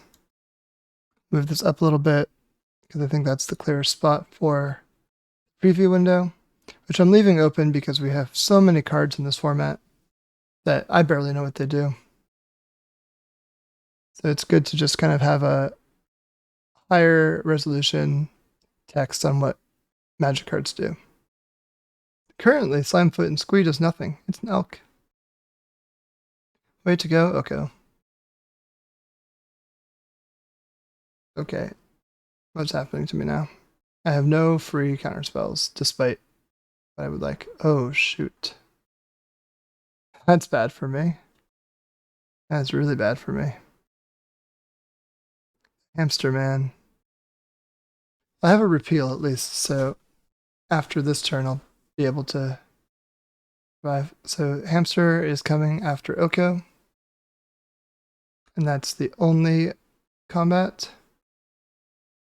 Okay, so I will not throw this elk in front yet. I think that I can have Oko survive at 3 loyalty and be okay.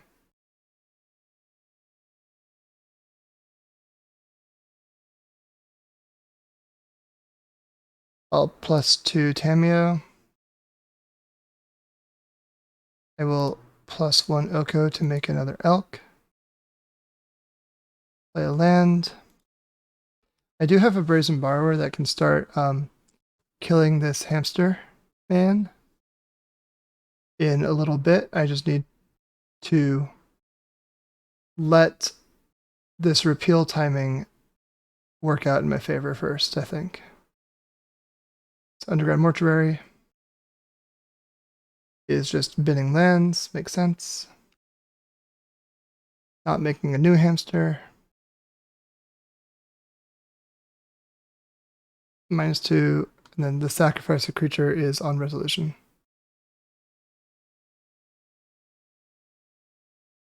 But we'll see if he goes for the plus or the minus.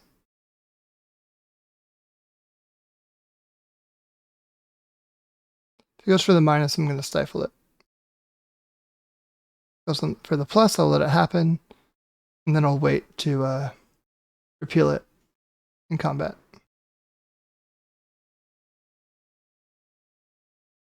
Once I can ultimate Tamiyo, I'm in really good shape to win the game. Okay, plussing, again, not a problem for me. I have this repeal. But I'll let him point things where he thinks they should go first. Boo is going at Tamiyo right now, which will get shrunk. Then I'll repeal now on attackers.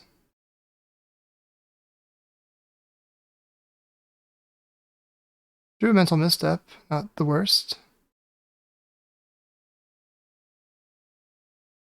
Okay, what's coming down? Caustic Bronco, huh?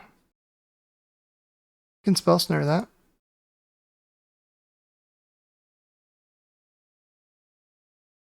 Another land. Destroying a card, yeah.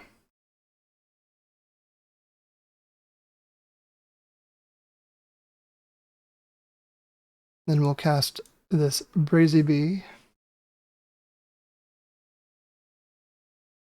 And we're gonna... Ooh, that's a nice Tail's End. It's just a stifle that also stops legendary spells. I'm gonna plus Tamiyo first.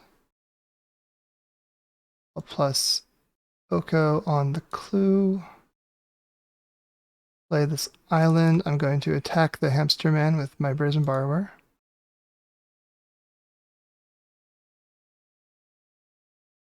And now I'm not all that concerned about the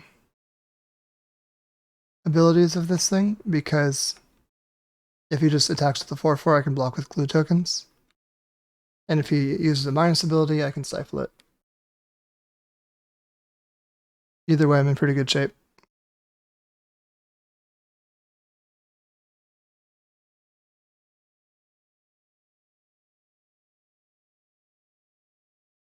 Okay, so -2, sack a creature.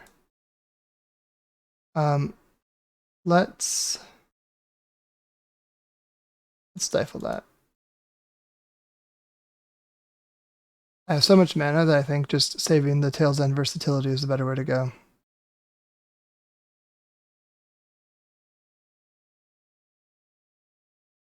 So I'm cycling, yep. Got a swamp. One. Okay, something big is happening. Maybe something that can get miscalculated. Yeah, definitely something that can get miscalculated or spell pierced.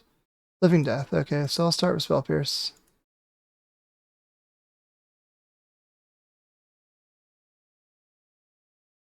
Cool.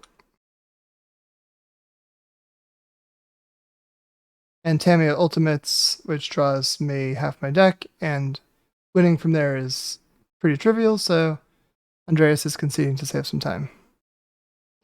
No sideboard, run it back.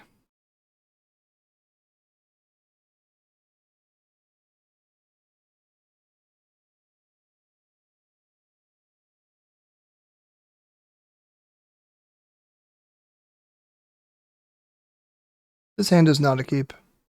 Does not have enough going on, I think. One miscalculation is not playable. This is better.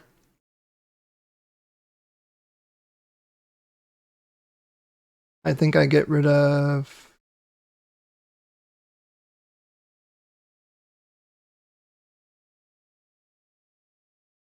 I think I have time to Harbinger of the Seas. The optimist in me says yes, and I'm going to get rid of Jace Vryn's Prodigy.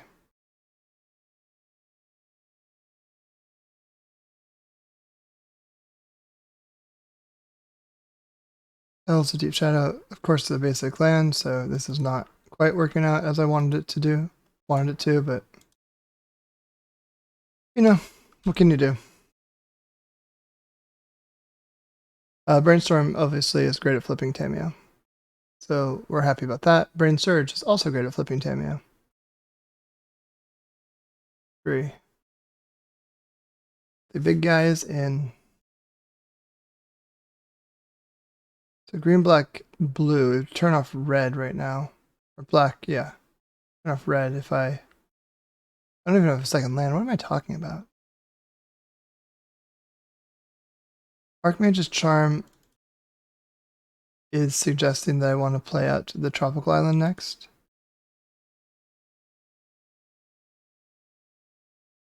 Then I'll Brainstorm before playing land. So if I draw a fetch land, I can shuffle cards I don't want away. Classic Brainstorm stuff. I did not draw a fetch land. I did draw a thing that makes something into frogs. I'll put away Sink into Stupor, and I'll put the Downpour on top. Okay, so I flip Tamiyo.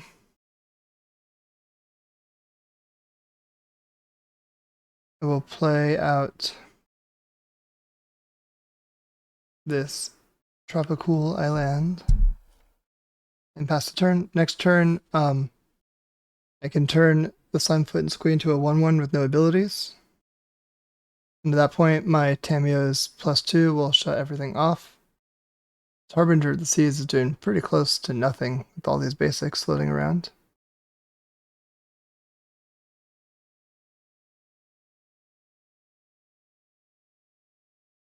But that's kind of the way that these things go. 2 mana. Diabolic Intent. Andreas finally gets a demonic tutor of his own. Lucky guy.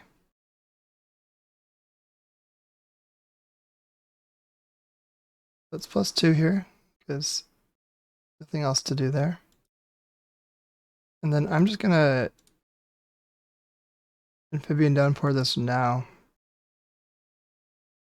Oh, it's a storm spell. I didn't realize that. I could have done this to more things. I don't know what all my cards do. Bowmaster, okay. Kind of annoying, but does not currently deal combat damage. Yeah, I'll pass the turn here. I'm F6, but yeah, Tamiyo is going to be shutting off the power of all these 1/1s. 1, 2, 3. Then just have for mana, it only makes black.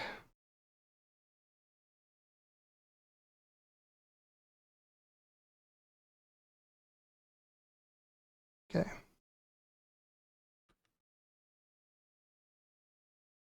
So I will +2.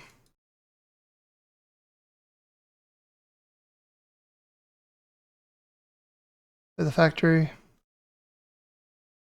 Yes. So now opponent gets to sacrifice the Slimefoot and Squee, which is pretty nice.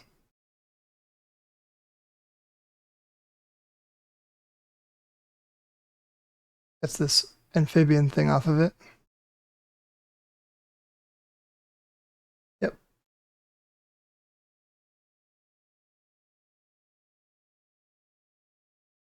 So now, what we do?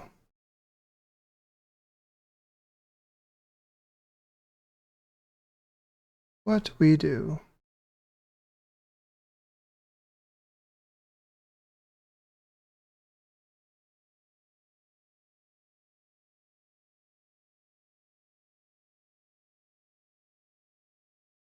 The Bone Man is in. Bones for the Bone Man. Woodwalker is in. That one's way more annoying. I cannot stop it.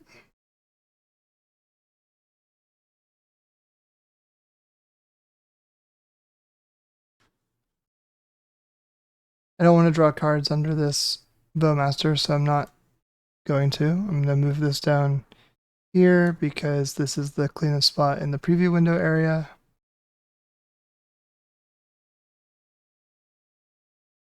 Plus, play this. And then, again, I'm just kind of in a rough spot here.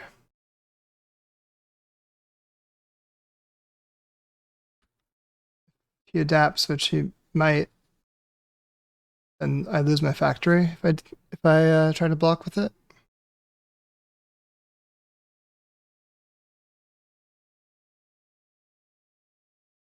Doesn't seem like the play.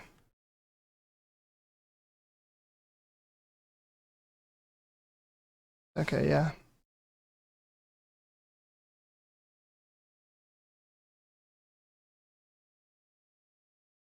Yeah, because this becomes a 3/4 after it adapts.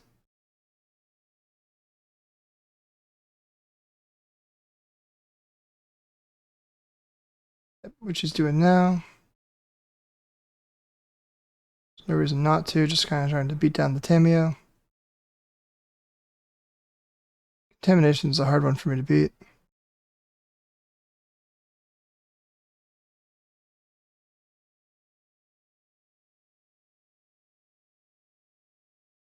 I'm just going to concede this game.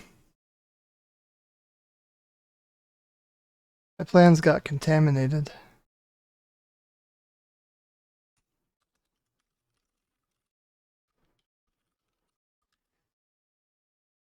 Okay. Going into game 3, no sideboarding.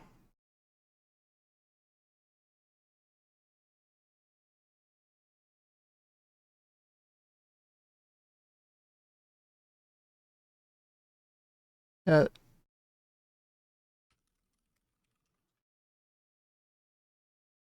Okay, so I'm on the play for game 3. This hand is pretty solid because it's got a Tangle Wire and Disruptor Flute. Keep. So turn 1, Tamiyo. Turn 2, I might proactively flute the Slimefoot and Squee.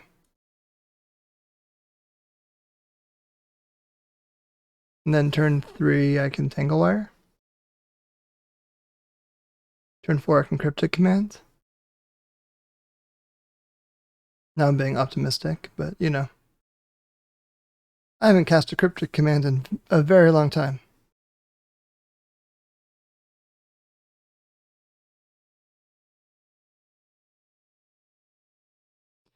The nice part about, or a nice part about Tamiyo is you always get your turn 1 play. Like, having it as your commander means that she is always here for you on turn 1. Or I'll put it, whoops, up here at the top.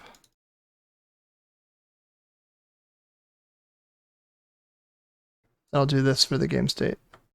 Thought seizing me, okay, well my plan got disrupted. As Thoughtseize often does. I'm guessing that Disruptor Flute is going to be the pick. Unless he's particularly vulnerable to a different card in my hand. Yep, Disruptor Flute is the pick.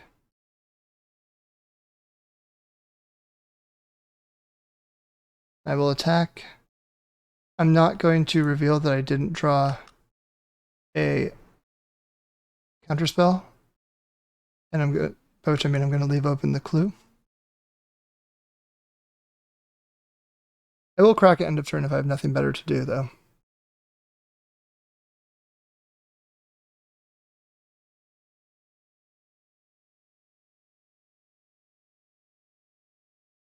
Okay.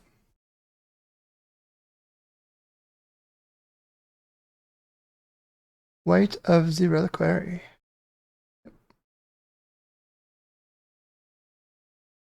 There's the mana leak.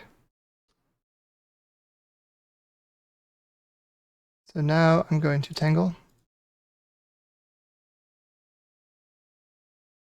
which will delay Andreas by quite a bit.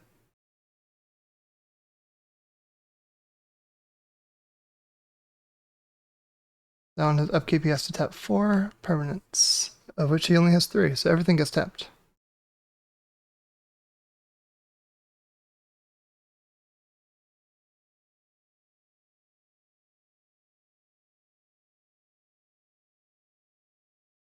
Okay, Bloodstained Mire, so you can cast a spell.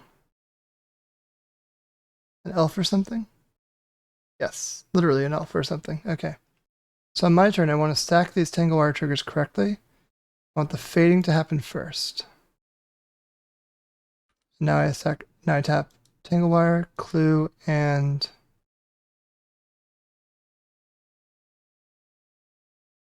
I think Tamiyo, actually. I think I'd rather have spells open this turn.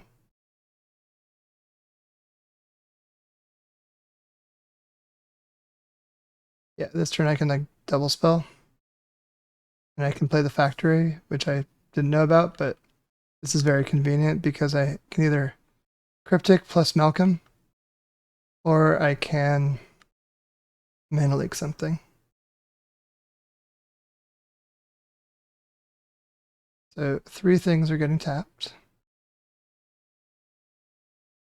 And we'll see what happens.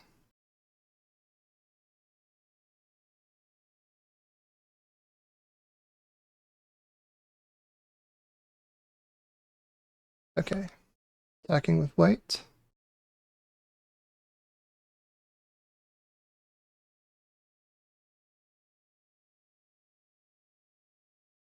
So I could just do like a bounce draw kind of thing. But I think I just take it right now.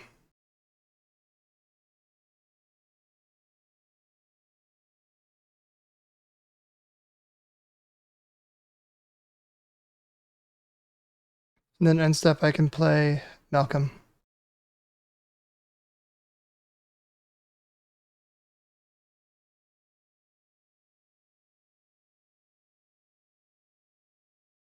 And still hold up mana leak, or I can crack this clue to draw a card. Depends.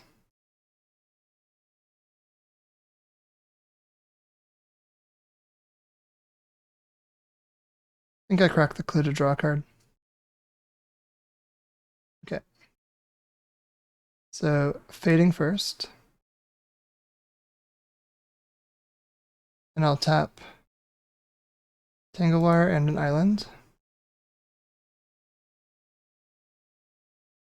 Say that. So now I'm going to attack with both of these.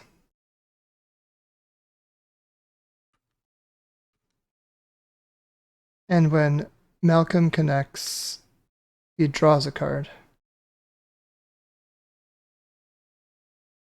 And then I can discard a card. Like so. And then I can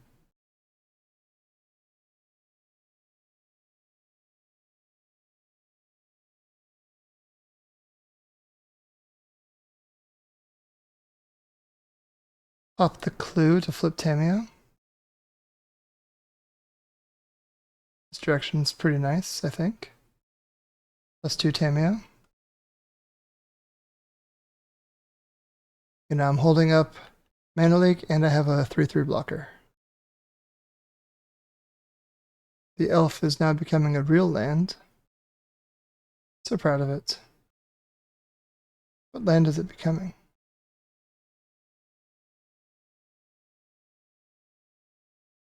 We might be getting close to the time when I can hardcast Shark Typhoon and go ham here with big sharks.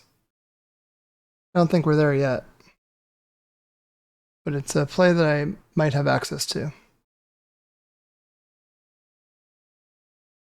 On my turn, I can tap Tamiyo and the Tangle Wire because planeswalkers who are tapped behave the same as untapped planeswalkers.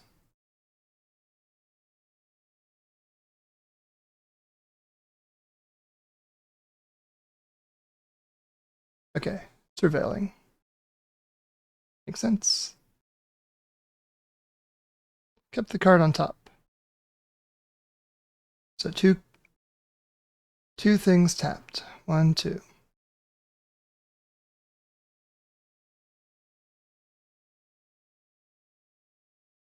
So let's see if white attacks.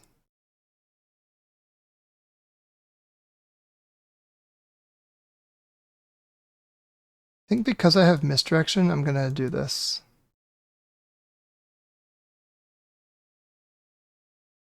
Block. And I pump it with itself.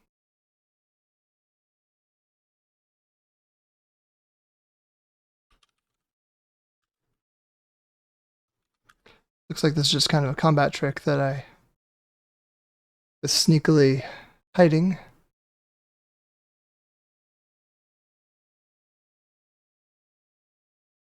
Okay, what's happening to me? Hieroglyph, so I can misdirect. No, because it's a spell. Oof, okay, so this is painful for me. I think I lose Tamiyo now. Very sad. Yeah, I'll send her a command zone. Okay, so lose Fading first. Then tap the Tangle Wire.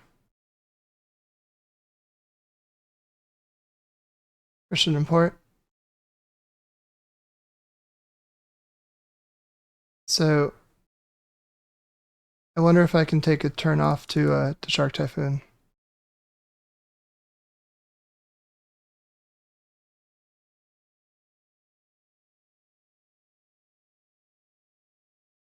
I think so. I think I'm at 18, so I'm going to attack first. To make sure there's nothing I'd rather do.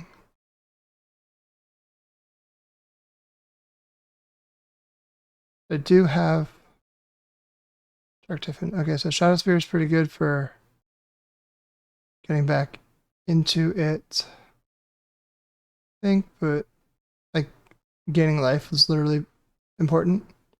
Let's pitch Mana Leak now. I think the time for Mana Leak has passed. 4, 5, 6. Shark Typhoon. Okay. So now if I misdirect something with the target, then I make a 5/5, and that's good for me.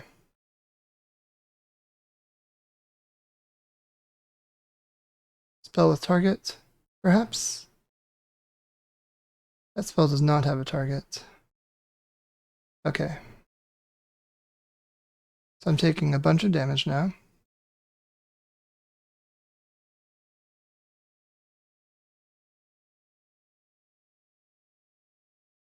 And I'm in my upkeep.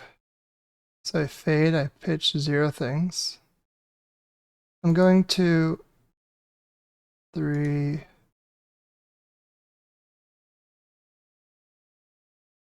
Yeah, I think I'm gonna, like this, I'm gonna do a return target permanent and draw a card. Return Shieldred to opponent's hand, and I make a 5/5 shark.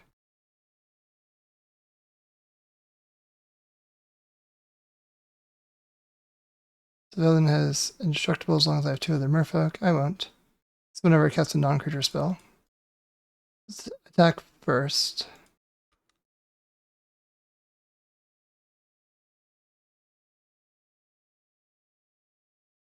Gemstone Caverns is not what I want.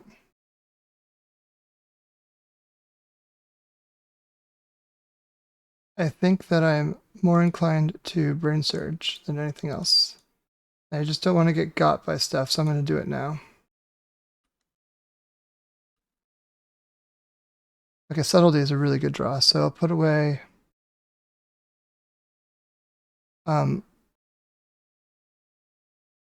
maybe Letter Shredder, and I'll put Gilded Drake on top. Or no, Letter Shredder's my pitch. I'll put away like Island, and I'll put Gilded Drake on top. Okay, so now I have Subtlety to counter the Shieldred. That's good. The dream.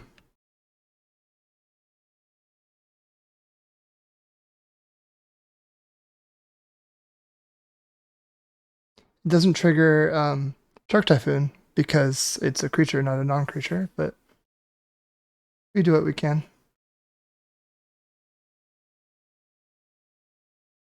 One mana Mental Misstep. And I make a little 1/1 too.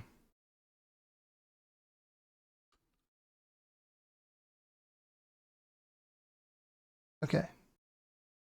What's next? Children? I'll Subtlety that. Anything else targeted, I can misdirect. I could have made a 5/5 for what it's worth, but I think misdirection is better saved. GG. Yeah, this set was super fun. This was a blast. I really enjoyed the decks I played. Andreas and I intentionally tried to play 6 different decks, so we just kind of like, hey, I was thinking of playing these 3 commanders. I was thinking of playing these 3 commanders. And all in all, hopefully this was able to give you all like kind of a taste of the format, see what it's like. The Leovold deck we led off on, and then the Phelia aggro deck, and then this Tamiyo kind of hard control deck. This was a blast to play through. I really enjoyed this, and I want to thank Andreas for also, spending his time coming up with 3 99 card singleton decks, which is a lot of work. It took a while to build these. So again, if you're interested in any of these decks as starting points, I will have in the video description Mox field links for each of these decks. So please reference them, download them, enjoy. Thank you all, and I hope you enjoyed this Duel Commander exposition match. I sure did. I will see you all next week. Bye-bye.